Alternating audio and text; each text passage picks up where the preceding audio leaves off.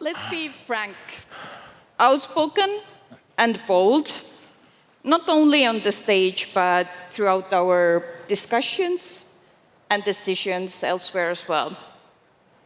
It was just a few weeks ago when Lithuanian defense minister on the stage was conveying over a message for all of the defense tech and deep tech founders in the audience, saying that if you build capabilities for defense, we will buy it all.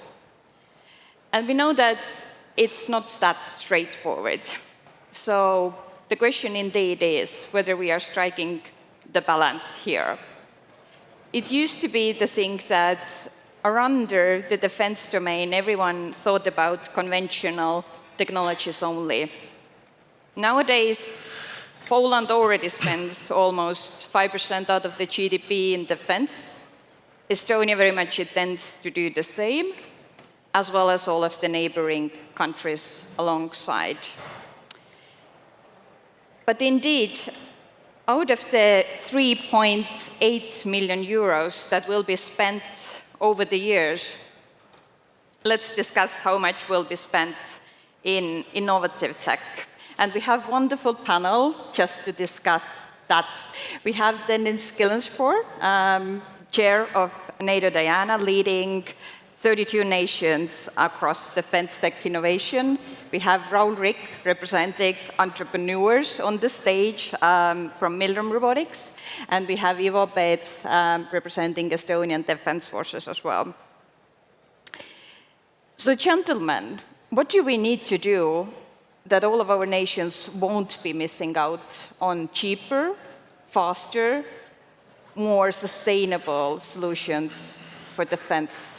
So instead of going only after ammunition and usual type of weapon systems that we truly need, there's no argument on that regard, but how to tackle the other side of things.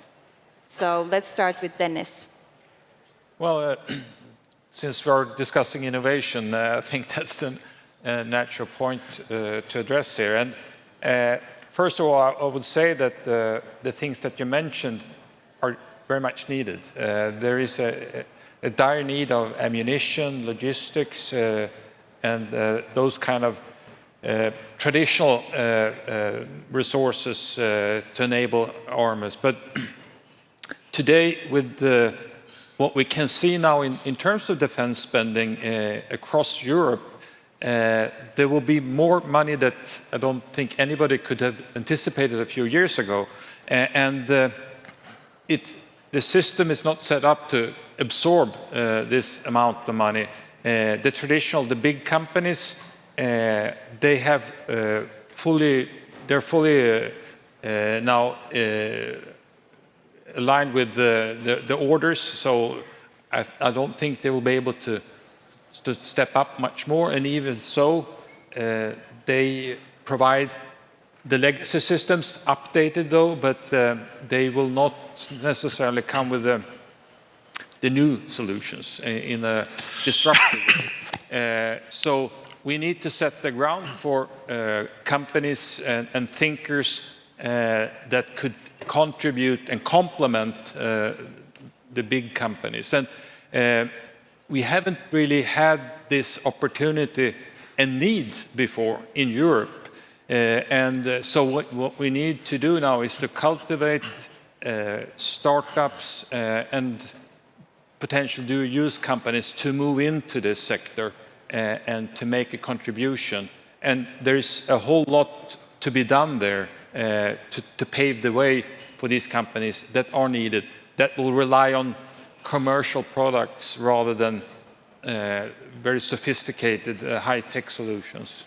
Raul, there's usually too much semantics on the stage, meaning that despite the fact whether we say defense first or commercial first, the true reality here is that at least in all of the Baltic countries, roughly speaking, there's 100 companies, defense-focused companies per country. And we clearly understand that that's too little. So we need more. We need to scale up. And whether those companies are having the commercial background or they don't, whether they position themselves as conventional defense tech or innovative defense tech, I think that they need to join forces. So Milrem, I would dare to say, is kind of in the middle of those two. So how does Milrem position itself? Thank you very much for the question, Kadri, but actually I don't want to answer that. I want to answer this question, what you asked from Dennis. Okay. So what we need to do in Europe in order to, to be more innovative? And I have two examples here. I just came from a Prague conference that was focused on the future of armored vehicles. And I have been part of that 3 years. And 3 years ago, there was a lot of presentations that discussed about the future of armored systems and as unmanned robotic systems. So pretty much the field we are in. And 2 years ago, there was less this kind of presentations and more like a pragmatic, that what we can do now, how we can modernize our existing capabilities, etc. And this year, I would say that there was only we and one more company who talked about the robotic systems. So what I see is actually that the innovative mindset is declining, and militaries are more putting focus on what they can buy now, and I don't think it's a good trend. So I think we really need to change our mindset, how we think about military capabilities in Europe. Another example is that when I studied in the US Command and General Staff College, there was a lot of discussions about that, what are the instruments of national power. And they use this abbreviation DIME, so diplomacy, information, military, and economy. And as we see, US is using all of that. China is using all of that. Russia is trying to use that, at least the military power. But when it comes to Europe, I don't find the military instrument as in the vocabulary. So we in Europe, we don't think that military is something that can give the national power. And now that's the funny thing. If you take the M out of the abbreviation DIME, what do you get? You get die. So that's certainly not something that we want to relate to ourselves in Europe. So I would say that we really need to shift our mindset in Europe, how we think about the military capabilities, because at the end of the day, it's the question about ambition. Okay, we innovate, we develop new technologies, but for what purpose? So what do we want to achieve with that? I mean, securing ourselves, I think it's not sufficient ambition at the moment when the world plays the power game. So we certainly need to reconsider that what are the instruments of national power in Europe as well, and certainly we need to put more emphasis to the national defense and military capability. Also, how to defend ourselves, but how to actually use that worldwide. I think that's the only way we can actually be on the right track and put all these innovations and initiatives and also this 800 billion euros to something that actually makes change. Before the panel, when we were prepping, I basically had only one request for our panelists, so they would respectively disagree and argue on the stage with each other as well. And Raul brilliantly kicked the session off already, so thank you for that. Ivo, Raul is saying that defense isn't innovative enough. You guys, you don't even have the mindset what is needed to move forward. So what is your opening remark on that regard? Yeah, thank you. First of all, I have to say that there are certain systems of equipment and, as was pointed out, ammunition that makes military. We can't go beyond that. But I think first when we start to talk about innovation, we have to see what's all about. When we are looking at the battlefield, we see drones with this change. But what is actually driving the change is, I would go about resources. It's about the capabilities in its life cycle. I think it's the biggest change has not happened on the battlefield. I think it has happened on the understanding of what a military system's life cycle is and what makes a capability. An example here is that until now we have taken it as granted that the military systems that we procure and we acquire, we have to keep them in service 30 years, 50 years. And the main innovation that's come to the military sphere, especially when we are looking at how these capabilities are now enabled is that beforehand, most of military systems were for multiple use. They break down, you fix them, they go ahead. How many of you have just recently fixed your laptop or something? I remember my grandmother told me that when I was little, that become a TV repairsman. It's just showing that world changes. Nobody repairs a TV, but we repair our military equipment. We make it very repairable. We make it very, very durable. So it lasts 30 or 50 years even, which means that there are certain limitations to these platforms then. And the second thing is that now that we should look at what is driving the change is that if you're looking now that these military capabilities or systems that we acquire no longer are needed to have 30-year lifespan, maybe it's 5. So this, and if we take this as a main strategy to approach, and this is what the conditions been set, means that we have to innovate in all other areas also. How we do the training, how we actually assemble the resources together so they make that military capability. So looking at the problem and to enable the innovation is to actually look at where is the problem, where is the biggest change.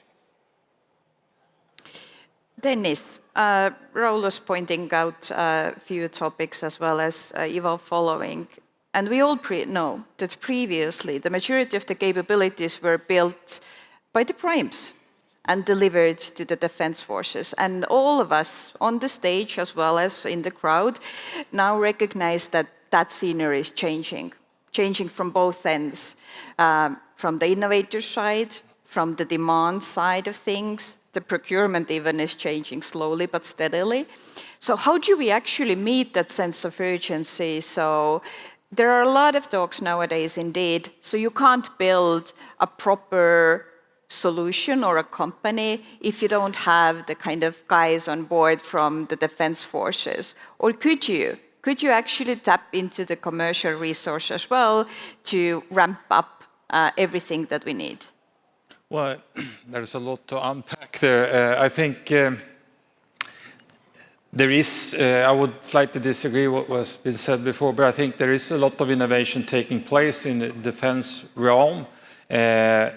On the military side, it is primarily on the conceptual side. So the time it takes to precipitate down to the technology takes too long. And this is also a core of the problem, because the requirement process needs to be revisited. It needs to be innovated, if you will, because we don't have the luxury now of having 3 years of requirements and testing and knowing exactly what kind of equipment we will have and have it for a long time. And I visited a number of startups just a few months ago in Ukraine. And when I talked to them, all of them basically said the same thing about the need to upgrade and produce new systems within 2 months. And they didn't state it as a conclusion. It was kind of articulated like a law of nature. If you're in war, you have to be competitive, and the enemy will continuously try to seek out your weaknesses. So the requirements has to be looked at differently. And I visited a garage company, by the way, and recently, and I asked them about the requirement setting and also how long will this system be sustained. And they said, we have no idea, but it doesn't matter, because in 1 year we will have a new system, because there will be new components in the market. So I think the lesson to be learned now from a military point of view is to be much more open to test out and integrate systems in the armed forces without having the requirements set, and use the system to learn what the new capability can provide. And the next generation of that equipment, be it a drone or anything else, you will be much more professional in your requirement setting. So it becomes more iterative solution where the next generation will be more aligned and more responsive to your needs. And by the way, your needs will also change during this the course of action. So the sequential approach, I think, is doomed to fail in the environment we're operating in now. Raul, do you agree? Yeah, I wanted to respond a little bit. That you mentioned that there is actually a lot of innovation taking place in Europe, and I can agree with that. I mean, we have also been leading one of the consortiums for 3 years that develops the European unmanned ground systems, so land the drones basically. And Europe has put like over 30 million for that. And now we got another one, like 55 million. But the problem I see is that these projects don't end with a concrete product that countries will buy. So that it ends, and then the countries can decide whether they want to buy something like that, and very often they don't buy. So I see it's a little bit like a waste of the resources that we develop a lot of things, we do innovation, but at the end of the day, there are no clients who want to buy it or will buy it. Yeah. And what I'm looking for is actually something that, at least in our sector, that countries can, for example, agree, or there is one country who really wants to do the moonshot project. For example, like let's make it happen, let's create unmanned battalion, unmanned unit.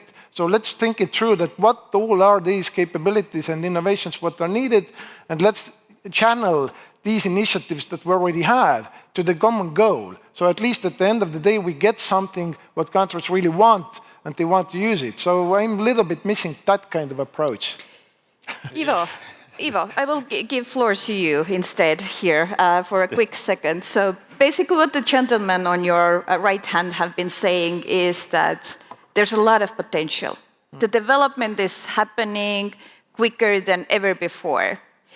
The defense needs to have more kind of a mindset towards willing to take risk, for the testing at least.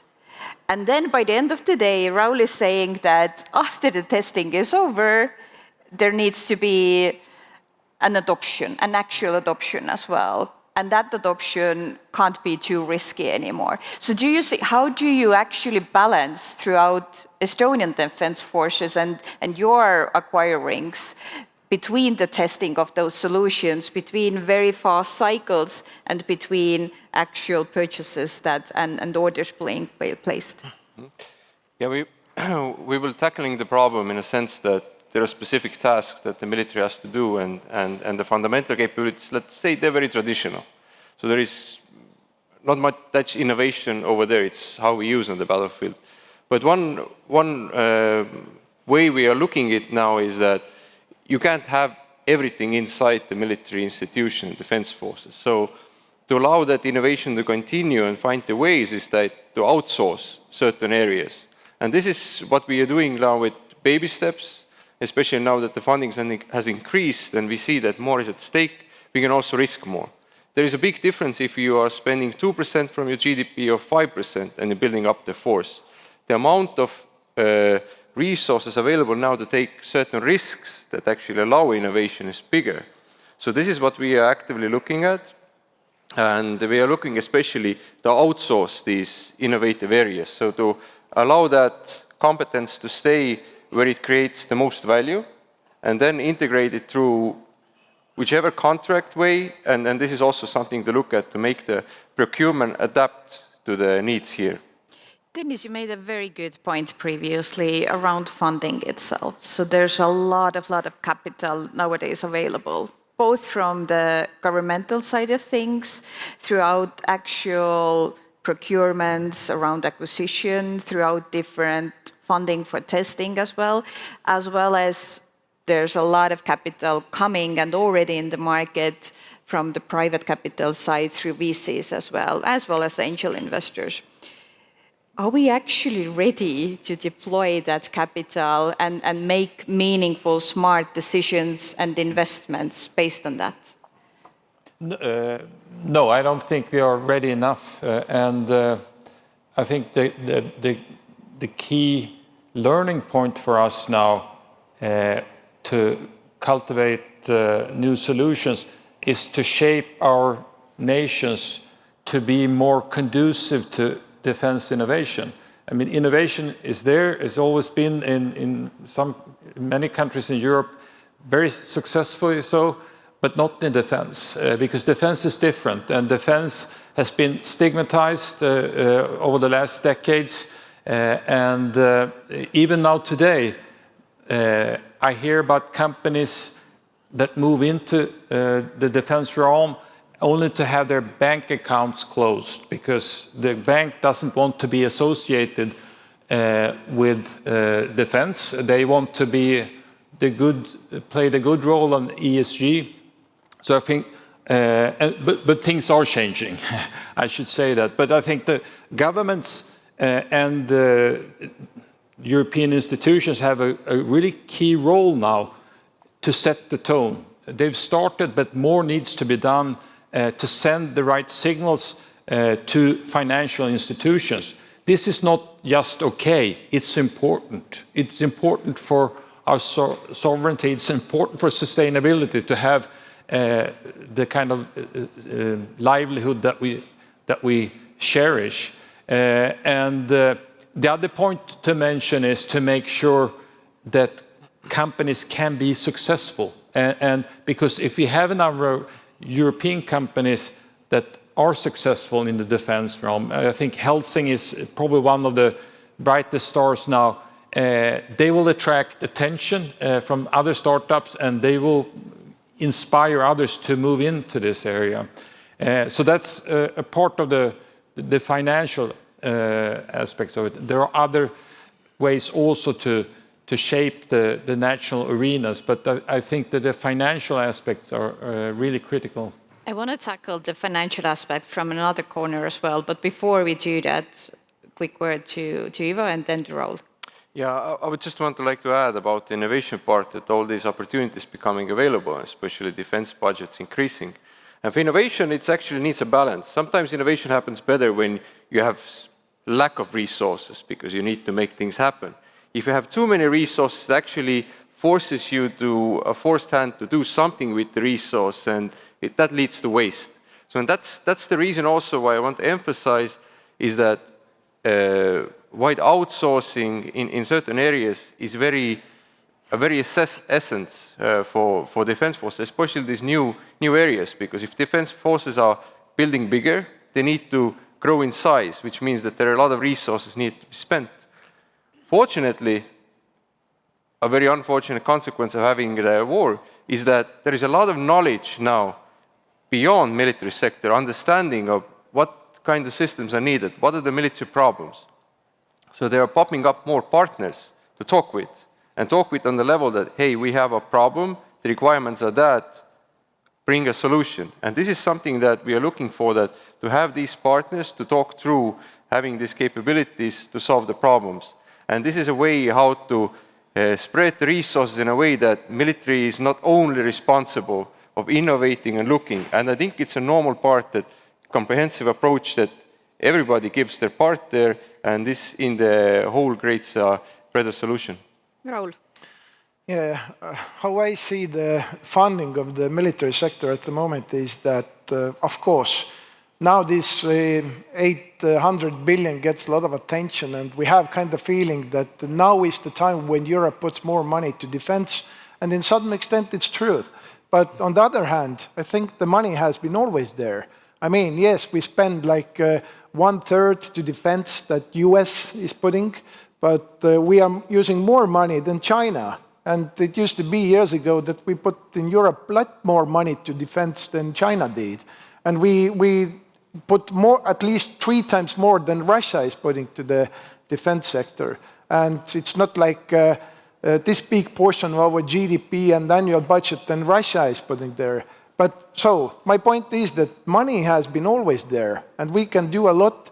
But where I see the challenge is that the European market is so scattered that every country is building up their own military with their own resources, and we don't see the culmination effect that, okay, we have all this big amount of money and now we can do something together. So you can probably confirm that Estonia is still building up Estonian military, and Estonia wants to get all these national capabilities himself, and other countries are doing the same. So we don't see the effect of the big amount of money, actually. We still need to work with all different countries, with different capabilities, different levels, different approach to procurement, different approach how to create military capabilities. So that's what makes the European environment really complex and hard to actually act here. Is it like this, Ivo?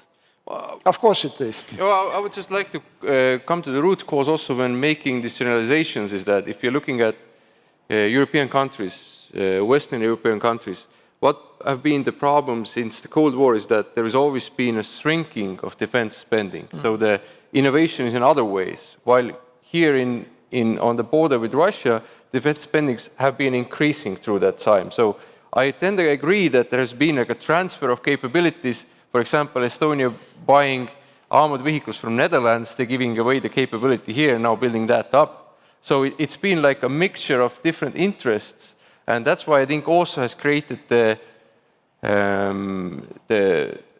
not cohesive way forward. But I think going now from understanding the threat, understanding why the defense spending is increasing, I think this sets it more towards the same goal. So I think this has to be kept in mind, why different countries have taken a different path also.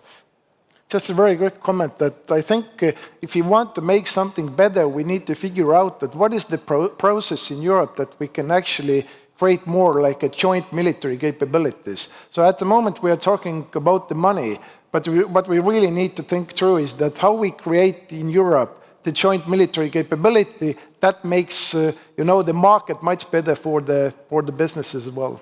This is definitely something, Dennis, I would like you to touch base on as well, because you have a long military background and career yourself, and now leading the innovation side for defense. But before we do that, you're working with 32 nations. And I usually dislike the discussions around procurement. But I will still ask, so what needs to be done to actually cut the red tape around those procurements? How? Because previously what has happened, that those guys in their offices, they need to kind of have a glass ball somewhere to predict the future, 10 years ahead, 15 years ahead, to see in a very detailed way what is needed, and then they are starting to procure it. Now we are saying that we need to flip that system to make it more adaptive, more agile, quicker time-wise as well.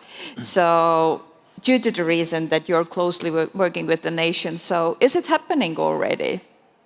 Well, to some extent, but I'd like to emphasize when we compare Europe to China or the US, we shouldn't forget that Europe is 32 nations or 30 plus nations, depending how you divide it. And it will still continue to be so. And sovereign nations have their own outlook, not just on their sovereignty, but also what constitutes national interest. Ideally, we would procure most of the things, if not all, together for efficiency and so on.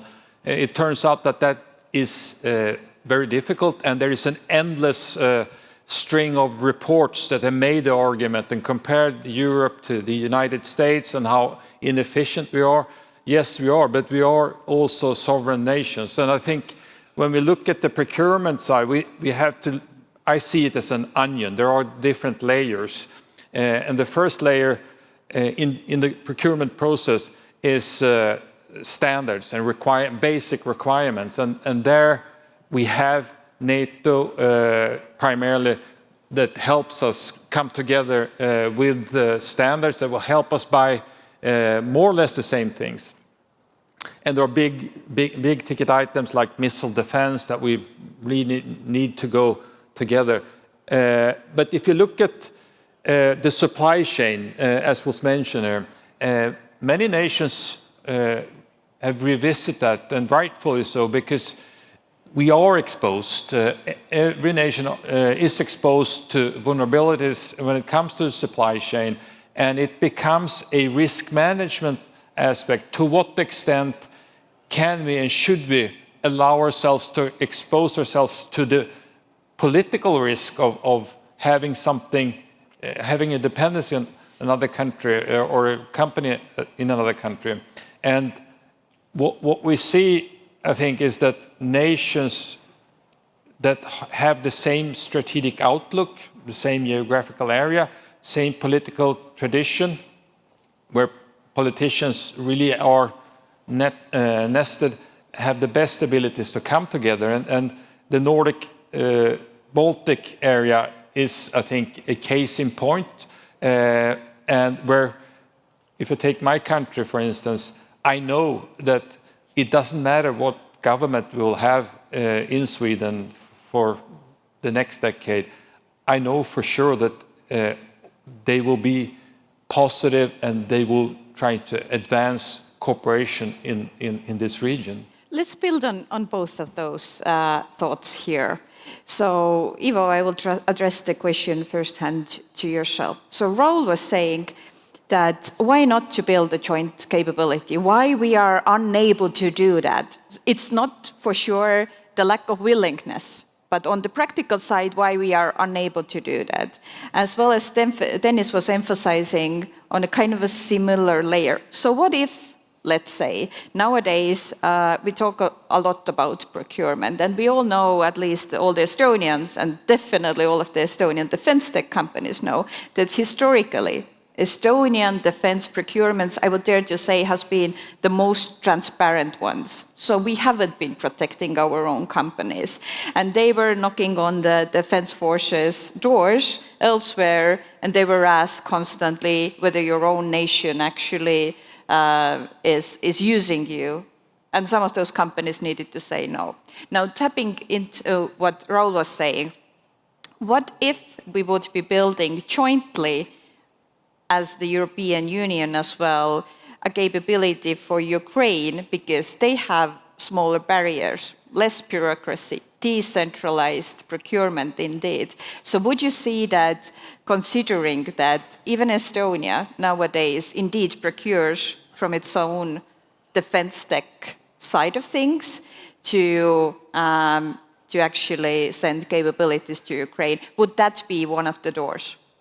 Yeah, first I would like to address the sharing the capabilities or jointly developing them. I think that is happening daily, and I think the biggest testament was just the exercise that was finished here in Estonia Hedgehog, where like almost over 6,000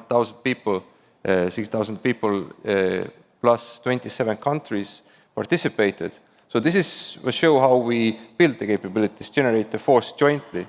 Going now into the detail, I think there is certain levels like what is feasible.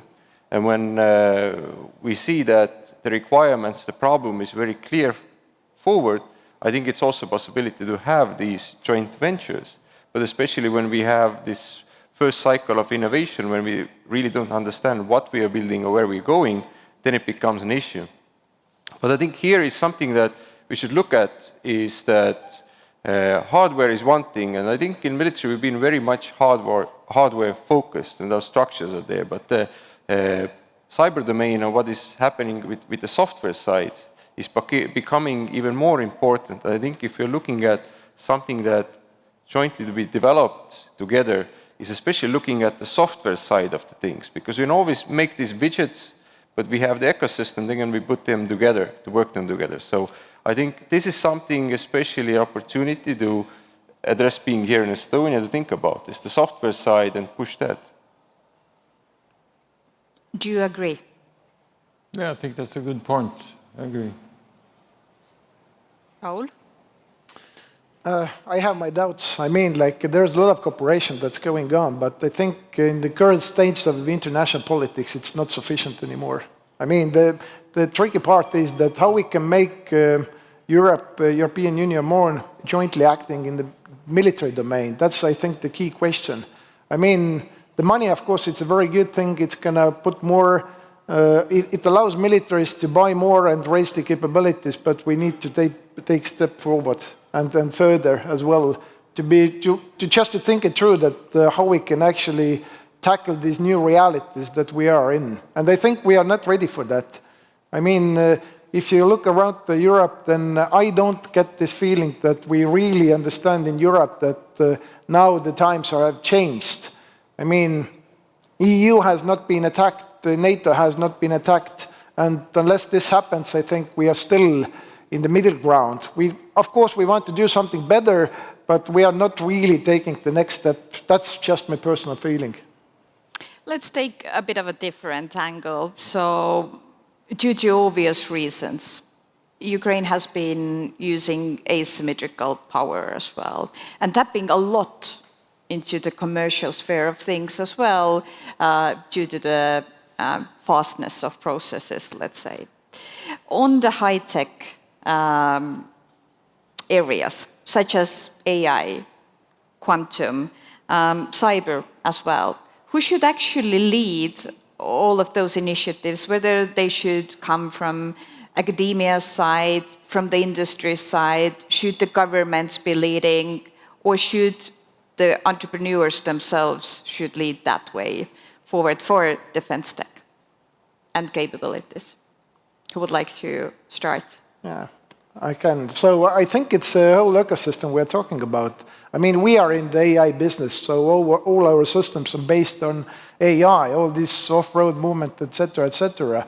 And we have cooperated with different militaries, also with academia, and finally the industry is putting the capability together, the technological capability.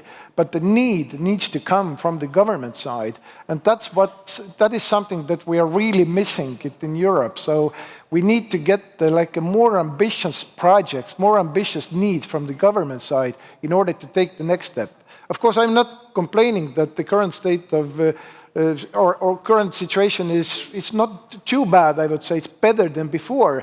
But if you really want to, compete with US and China and other countries, then I think we need to figure out how to make the whole ecosystem better. Because I mean, the companies grow up from the civilian sector, then they develop something for the military, and vice versa.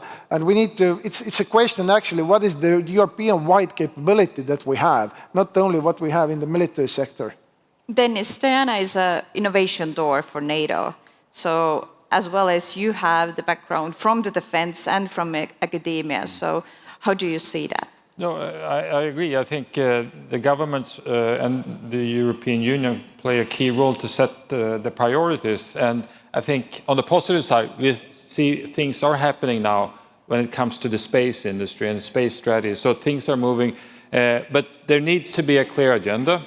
And the academia has obviously the role to play the long game and make sure that the low TRL levels are populated and making sure that there is knowledge and scientific understanding to the extent that companies can benefit from it, and also the military. But I think the best way when it comes to the applications, because AI is on the one hand an infrastructure that could and should be provided to companies, but when it comes to the applications, the military has a role to define requirements and look ahead. But I think that companies should compete in that space, and that's the best way for us to be innovative. It's not to have distinct roles, but in some cases there will be companies that say, well, look, this is our idea how to make changes, to make a disruption. And we've seen it in many times. In other cases, within the military, they come with new solutions and demand the technology needed for realizing their new ideas. So, but in order for that to happen, there needs to be a conversation, a dialogue between companies and the end users in the military. And we have a bit of an obstacle here from a legal point of view, because we are very concerned about challenging the competition rules. So we don't engage, I say we for the government side or the military, don't engage enough and are not clear enough so that the companies can understand what we're looking for. How much the defense forces are engaging with those various stakeholders to put those capabilities forward? Coming from the NATO side is that NATO has already made steps. Already 2019, they made a NATO warfighting capstone concept that determines like the paths of development for the next 30 years. So this has given the understanding for the countries even to understand where NATO wants to go, what capabilities are needed. And this is the next step so that a country, as a small country that doesn't have all the expertise, can learn from where NATO is going, develop the requirements, and see how these requirements can be solved. And this is also something that Estonia has been doing with our innovation initiatives to put the money to these projects or these areas. Of course, as there is more money becoming available, these opportunities become more prominent. And when we're going further now to the future, this is somewhere where the innovation will make a bigger change, and especially when we have to ask, how do we transform the force? And here I would come back to what is going to be the life cycle that we expect from our systems? Is there going to be a change, or are we going to go the way that we have organized our forces as of current? For the panel, we have roughly 10 minutes left. So therefore, I will take a few of the questions from the audience as well. And thank you so much, all of you, putting forward your questions. There are a lot of questions indeed. And then I will have my final question to all of you as well. A question from Ralph goes, warfare is about creating asymmetry on the battlefield. So as a result, there is an argument to expand traditional capabilities and introduce new ones to create an edge in combat. So how to balance those two? I know that we've been touch basing slightly on it, but any additional thoughts, remarks? Yeah, I think maybe expanding on it a bit, but I think that the most fundamental trend we're seeing now in warfare, and this is at the very beginning, is that we have for a number of decades now focused on high quality, high-end units and technologies for precision warfare.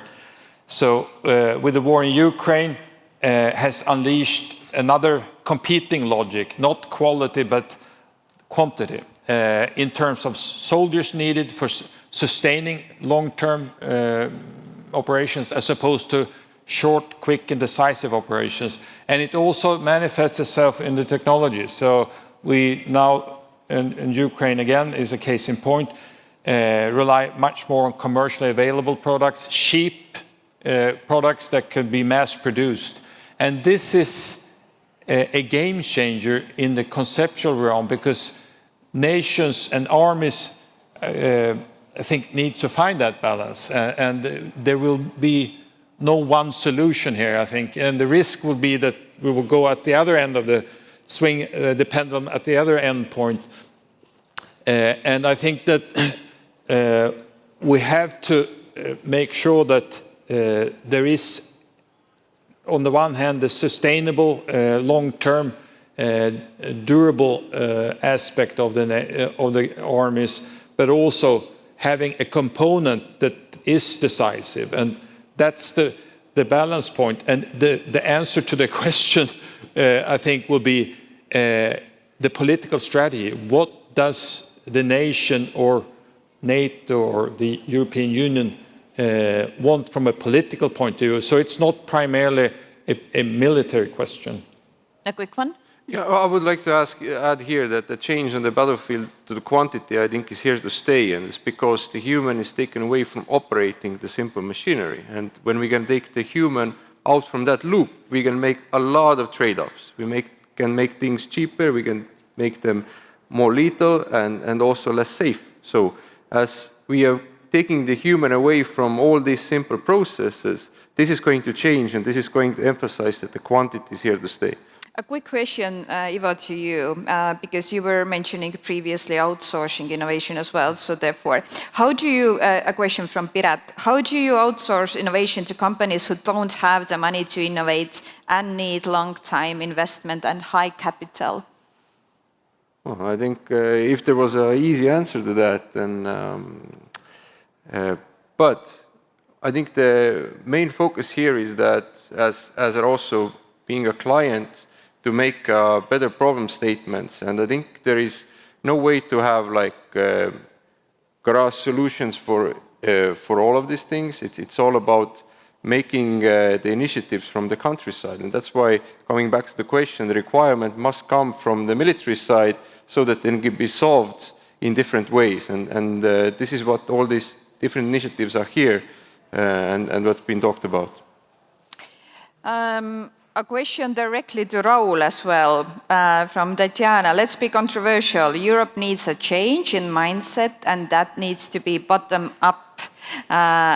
What lessons can Europe learn from US and China? That's a good question, but very hard to answer. I mean, there is a lot of lessons that Europe can learn. Of course, the ambition is one of the things that they would like to emphasize, because we need to have a clear need. Then we can actually develop something for the clear purpose, not the way that we develop technology and then the technology starts to find the problem to solve. So it just doesn't happen this way. Because if we are talking about huge investments, usually countries or militaries are doing that. If you don't find the need that the military, where the military wants to put the money to, then it's really hard to develop something. So there's many things. We can also learn that how this cooperation with private sector and academia happens and how they scale up and many things. But I think the main lesson is that we will really need to kind of like think it through, that being in the new environment and the new security situation, what we really need to do in addition to just put money to the defense sector. And a final question from the audience quickly to Dennis. From Petra. So how do you validate if product is really valuable for the battlefield without real testing there? Nowadays, it's the only way and place to test technologies is Ukraine. Is it like this? Well, Ukraine is a very useful test case, but there are also, I mean, in Diana, we have 180 plus test centers, and there are a lot of quite advanced exercises that the Alliance advance, which provide a perfect testing ground. And in addition, real operations, like in the Baltic Sea, where there is a military task to be executed, where experimentation is taking place. And I think what we see now in the Alliance is that we integrate innovation more at the unit level. And I think that's also something that will benefit and speed up the processes, because it has been by and large separated before, but now it's starting to come together. And my final question, gentlemen, to all of you, would be the following. So we've been discussing more on the strategical, higher level, I would dare to say. But if we would take the extremely practical, tactical approach now, and if I would challenge you, so let's meet here, not necessarily on the stage, but at the event, exactly 1 year, 12 months from now. So what kind of processes, implementations, practical steps for the way forward you would be able to share with me directly and with the audience as well to take things forward? Ivo, let's start with you. Yeah, a year from now, I would like, is something that to share is how to make the rapid acquisition happen, especially bringing in the innovative technologies, all these pieces. So I don't only mean and the capability in all senses, from training to having the system in place. That is something that we are looking into, and how to rapidly acquire a reasonable amount of systems to have that capability in place, to allow, in addition to the regular procurement cycles, that rapid one, so that we can truly say that we are enabling our defense forces to integrate this system. So basically my take would be that I would dare to say that 1 year from now Estonian defense forces will be so much more innovative comparing to the situation right now. We will be more flexible to integrate. Wonderful. Thank you. Raul? We're going to provide more value to our customers. So we're going to have more products, more complex and sophisticated products, and more cost effective. Couldn't be better.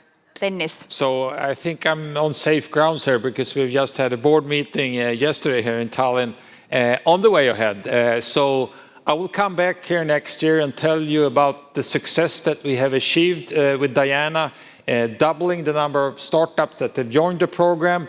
I would tell you that we've launched a new program for rapid procurement and rapid prototyping. I would also spend some time on the fact that scaling has become an integral part of our innovation effort. And lastly, I would tell you about the partnering that we've started with key nations and other organizations to pool resources and benefit from the technological expertise and innovation with others. And dear audience, I would dare all of you and challenge all of you as well to be bold, outspoken, direct, both on the strategical, but as well as on that tactical, practical level. So if you would meet each other as well 1 year from now, you would be able to share your practical steps for the more secure future. So thank you so much, dear panelists, and please put your hands together for the panel. Thank you. Thank you. Thank you. Thank you. No, finish. Thank you. Yeah, for you. Good discussion. Yeah.